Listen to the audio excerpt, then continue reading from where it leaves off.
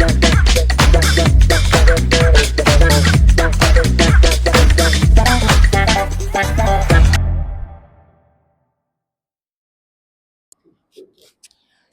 good morning, sir, and good morning, everyone. Today, I welcome our first guest, Mr. Abbas Gabajiwala, who's the founder of Blix Toys. At Blix, they have a vision of teaching children how to learn concepts of STEM in an intuitive and playful way. Today, in the podcast, we're going to ask a few questions and understand more about Blix. So, the first question I'd like to ask is why STEM toys? Like, why an industry where not many players are present? Is it some kind of passion that you had? So toys are in my blood, right? I mean, for generations we've been doing toys. My father, grandfather, his father, my great grandfather, everyone's been into toys. So it's been in my blood, and it's not a very non-competitive market. There are a lot of players in this industry. Um, uh, and honestly, I'll tell you, I have grown up playing with toys, and I have learned about, like, I've grown up playing with mechanics, right? And mechanics supposed to be just a toy, but it has inspired me to be an engineer. And when I did my engineering, I participated in robotics competitions, and I built robots, and all of that inspiration was actually mechanics. So, and the most amount of engineering I learned was when I was taking part in these competitions and building robots of our own. Very little we would learn in class. Most of what I've learned during those experiences while building and failing and trying to figure out why we are failing. So I realized that if we can give that kind of an experience to school kids, to build those kind of robots, they would be able to do a lot. I mean, they would, in their more formative years where they are learning fundamentals, where their creativity is still very strong.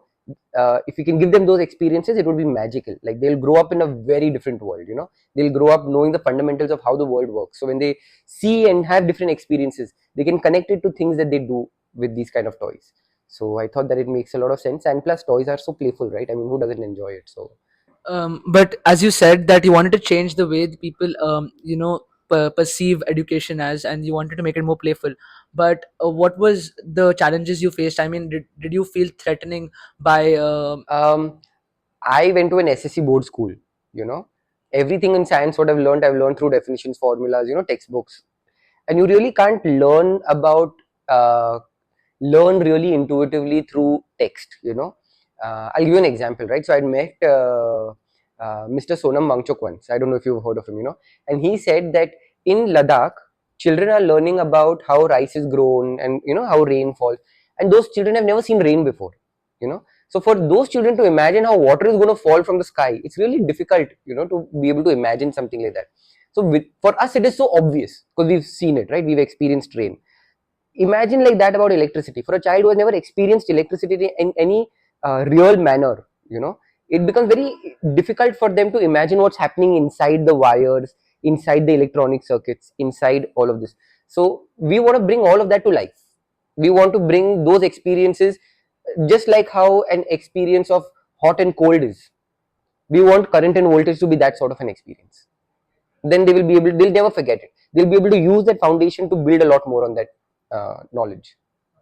I'll just give a short introduction about our mission. So, the name is Arthchakra. So, what our aim is to provide financial literacy to kind of expert talks to the underprivileged and to our community. So, something related to money management, which is not really popular, like in school, it's not being taught. What I'd like to ask you is, while branching into this era of entrepreneurship, when you were starting Blix Toys, what were there any challenges or something that you find very difficult during like the first couple of months in the terms of money management? Um, so when we started off, we had a little amount of money, right, which I had planned to do to spend on the business. We were doing about a couple of lakhs of revenue in the first few months, correct, per month. So, but we thought we wanted to do marketing right. We wanted to be a brand. We were going to be in schools, but we knew that a consumer brand is much easier for schools to adopt. So we went and we hired this really good branding agency, social media management, Google, search engine optimization. All of this they were taking care of for us. But it took us about 6 months. We worked with them with a very high retainer, and they did for large companies. They worked for multinational companies and large Indian conglomerates. So we thought they'll be able to take, if anyone can do this for us, it will be them. And that was a massive mistake for us, right? What we realized very soon was that money not necessarily buys you great talent, and sometimes it is more important for you to get somebody on board who believes in your vision, communicate the real story rather than have a team who's sitting externally kind of communicating a story what they believe. So even when we made our first website, we worked with a company, and they were supposed to be a very good company, very high on tech and all, but they made a very crappy website. I have to say, it was a really bad job, and they had all of their reasons and their sciences, and I spent a bomb, I'll tell you guys. I spent about 9 lakhs building that one website, thinking that that is going to be the first few things that people will judge us on. And so then we decided that, okay, this is not going to work. We don't want to spend that kind of money on all of this. And we got in-house talent. So we got a very young girl. She was about 24, 25, but she, I realized, has a passion to learn about things, to understand how things work. And so then we got a very young girl, on board. She was just 25, and she was very passionate.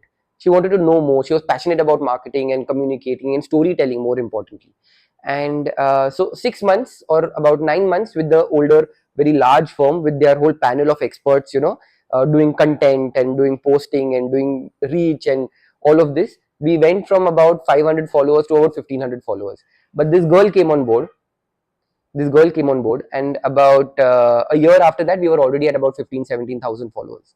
And we realized that authentic storytelling was far more important than getting high paid agencies on board to help us market our product. So that is a big lesson. Today also we do a lot of that. We don't really go for the best in terms of pricing, assuming that they're going to be really good. We have strict budgets, and we kind of stick to them, and we do the best work that we can. We stretch our rupee as much as possible, and that has worked wonders for us. We've been able to build our company in a profitable way without burning a lot of money and without really any outside funding, actually. So that's a great lesson. Actually, you broke the stereotype that money only buys talent. That's not true, and that you actually overcome the problem yourself, and that's why you could find the best solution. And obviously now Blix, because of that correct move, it's growing rapidly. But we would like to talk about the investment now, which you raised at Shark Tank. So you went to Shark Tank, and we obviously many of us have watched that video, and we loved Blix Toys, especially Squeaky, the one which you had demonstrated over there.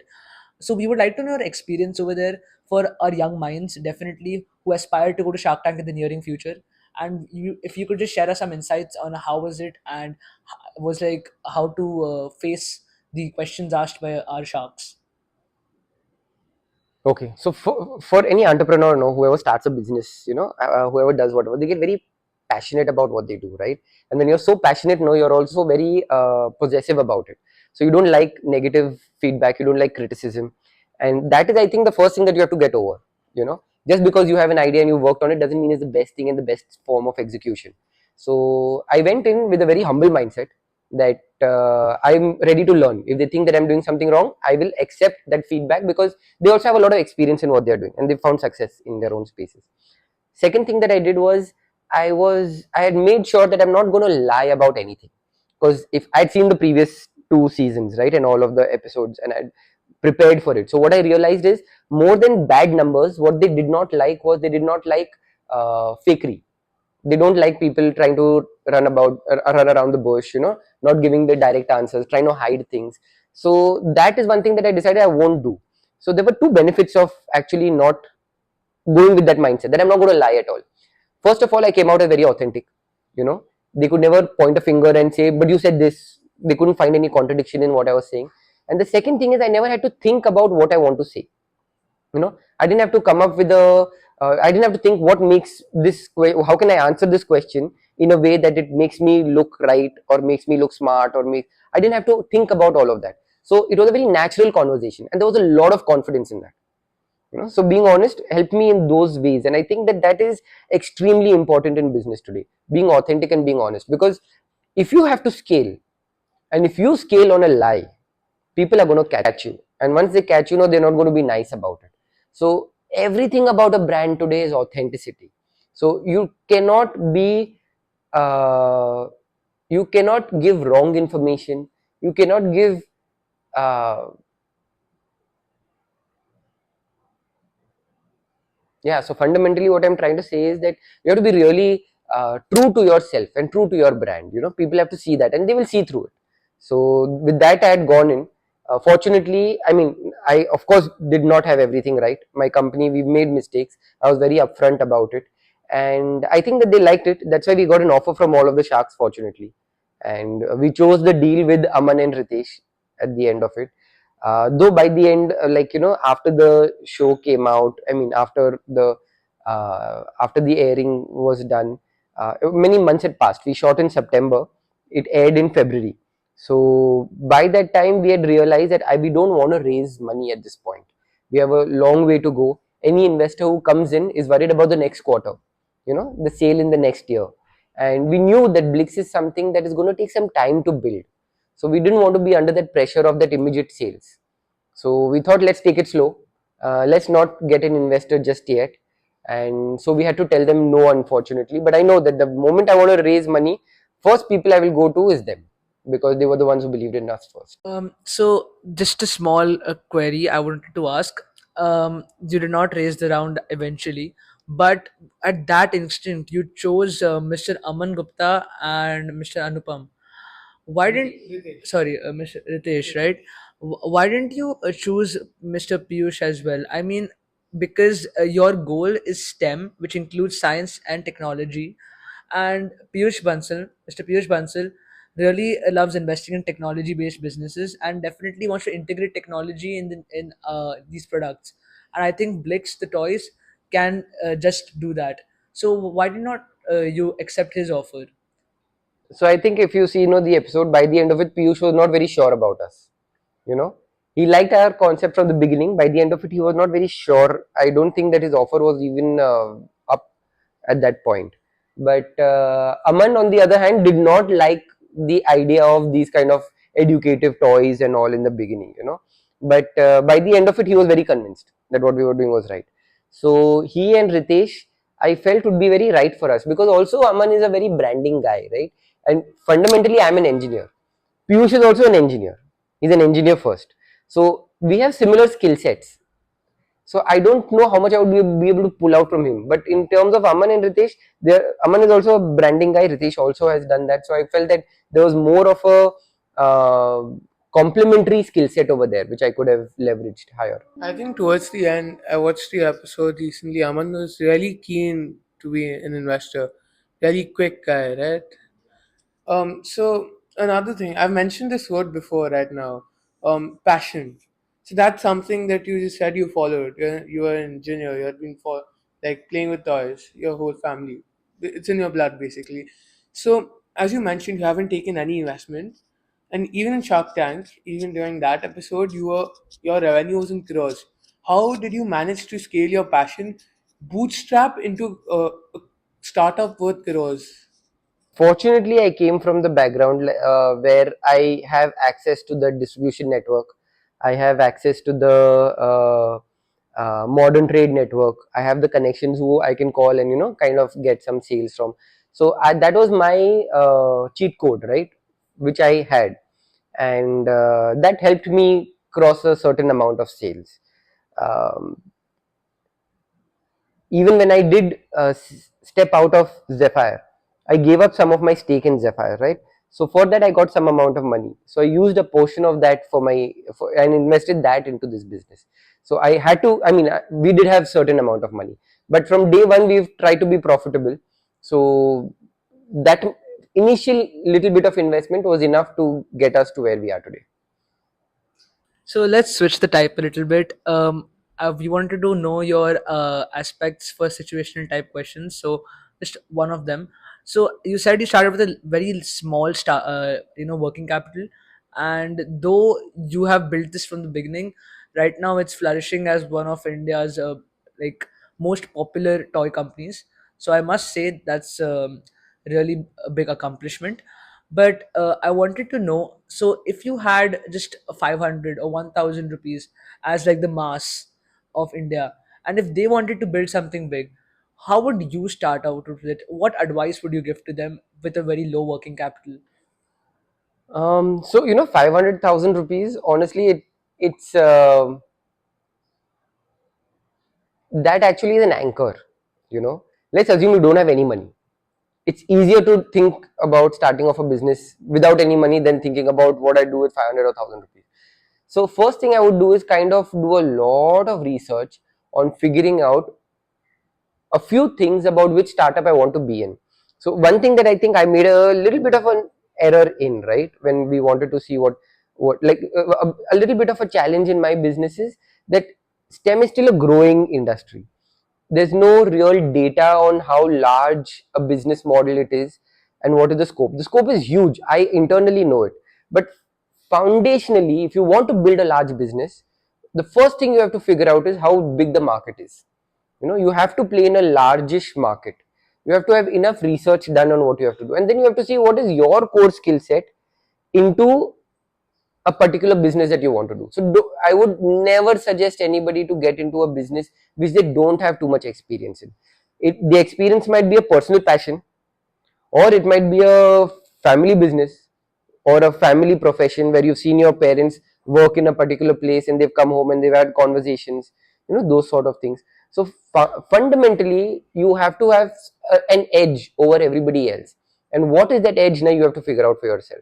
So once you have that, building a minimum viable product with an MVP is your first task. Building something just enough that you can test out the market before you go. That you will be surprised at how cheap it is. Because if you go to a workshop now and you tell na somebody, yaar mere ko karke do na please, I want to do this and everything, and most of the time people will agree to help you. People will not disagree to help you. So if you can create that and you can go and test it out yourself, learn about design thinking, go through the process of being able to empathize with another person's problem or being able to identify a gap in the market, build a prototype around it, a minimum viable product or something just enough to demo something. Go out and ask people that is it something that you will use. Probably find somebody who might be interested in that, to probably find somebody who is in that industry who might be willing to do a little work for you, for free. Get them on board. That is where storytelling and the power of conviction and all comes into play. So you really don't need a lot of money to do that, the first basic part, unless you're going in for a very heavy research and science oriented field where you fundamentally need a lot of money. So one just needs to be driven behind their own will to start their own business to be successful. That's really the right way to do it. So definitely this was really helpful because it's basically design framework thinking 101. It's an entire process, but if you have the determination to do it, you do not need to capital as such. You need to just start off somewhere. Inventing is something which is you said is really important, and finding the gap in the market. So this is one of the last questions, just to end. So about Arthchakra, as I mentioned, we are about financial literacy, and you mentioned before that you in your business you have been aiming for profits since you started, and stretching your money out, rupee out, which I found is very interesting phrase. So to children of our current generation, how would you teach that budgeting? Any advices that you will give them to manage their own small savings that they could gather from pocket money or anything like that? Like even if it's 1,000 rupees, how would you tell them to manage it? As like even if it's a teenager. Oh, this not only for my business but even for my personal life. Now we take a lot of. I mean, me and my wife are very particular about how we budget our basic life. How we take care of our income and how we. So we are not very consumerist by nature. We both have our own passions, and once in a while we will splurge on that. But we are very careful about what we need, what we don't need. So just to give you an example, right? Suppose I want something. Okay, now it might seem like a really frivolous thing. Suppose I want a watch. I like watches and I want to buy a watch. I won't, the first, when I see a watch and I'm like, oh, I really want this, I won't buy it at that point, right? I'll wait for a month, I'll wait for a couple of months, depending on how expensive it is. I'll wait for some time before I take a call that okay, fine, I still want it. So if I want it 2-3 months hence, I will then go ahead and buy something like that, right? Otherwise we are very careful about the money that we spend. That being said, we never shy away from spending on experiences, right? I mean, certain things, like for my child, if he wants a particular experience, my son, I will never count money at that point. Um, so it's a real big decision making game, right? And uh, having a plan is really important. So I don't know if I first of all, you should always have pocket money.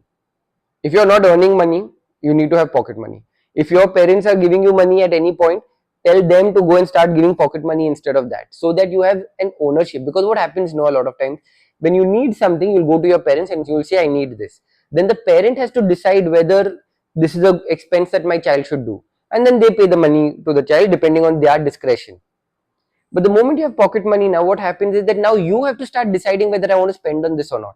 So it helps you become better at your own decision making, your own spending habits become better. Because you'll start realizing, yeah, I'm wasting money on this. I'd rather save for something more important and worthwhile for me. Right? So if you're not earning, start getting pocket money. I don't know if that's your audience and that's the answer that you're getting. And if you are earning, have a budget. Your savings has to be on track, your debt has to be as low as possible.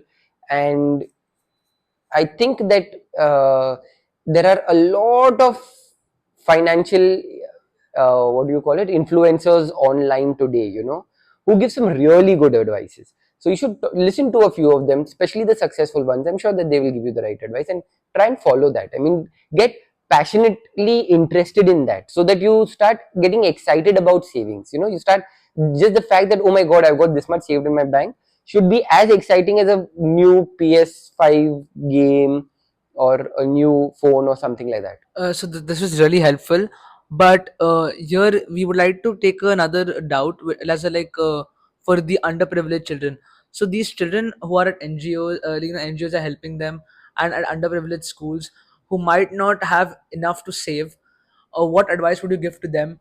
Because definitely we know where to start, but usually practices around the country, around the community, in these communities is prevailing really fast. So I mean, these people do not have good spending and saving habits, but moreover they've been influenced by other unruly causes, or bad habits.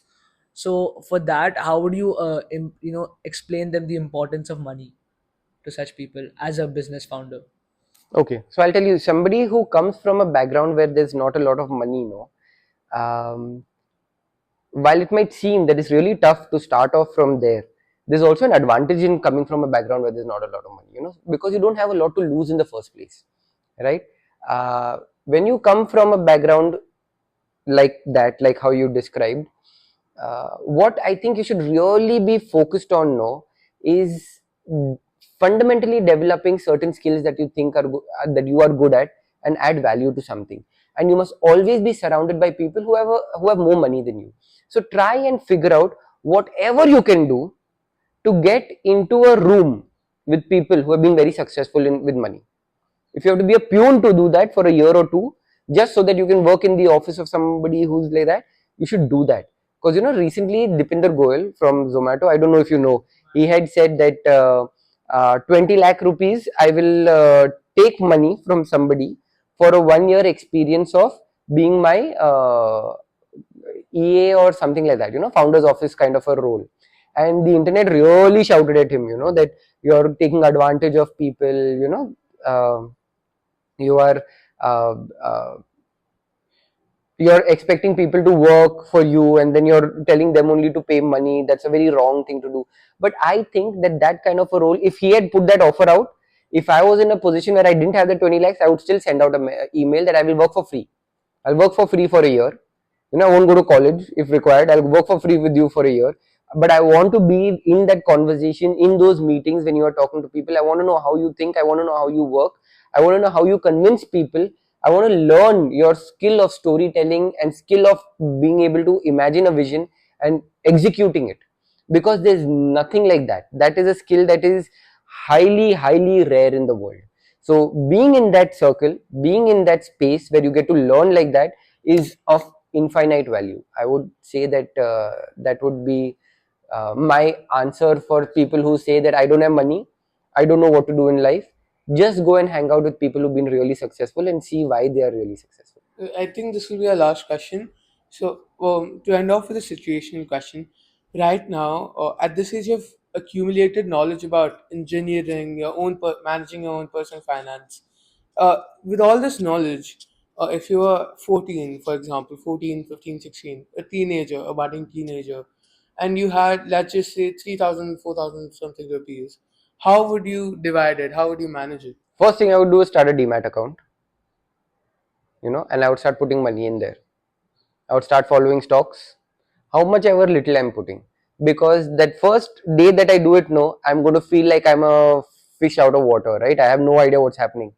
Second day also going to be like that. 1 month later, I'll know a little bit of things. 1 year later, I will know a lot. So by the time, if I was 14 and I had started it, by the time I would be 15, 16, I would know the market very well. I would know how to invest and what works, what doesn't work. And I would be in a position where I would not only be able to invest, but I'd also know if I had to start my own company, what kind of a company should it be? What are the right metrics to follow? What are the right wrong things? Because the market really teaches you a lot about all of that. So if I was in you guys' position, right? If I was 14, 15, that is what I would do. I would start a demat account and I would start investing, and I would every day start trying to understand more about business and finance. Well, this is actually really helpful. So thank you so much for being a part of this podcast. I mean, and this expert talks. I think what you've said would really inspire these underprivileged children, and not only just the community, and many who want to start a business, want to aspire to reach success. And I think this was really helpful. So thank you for your time.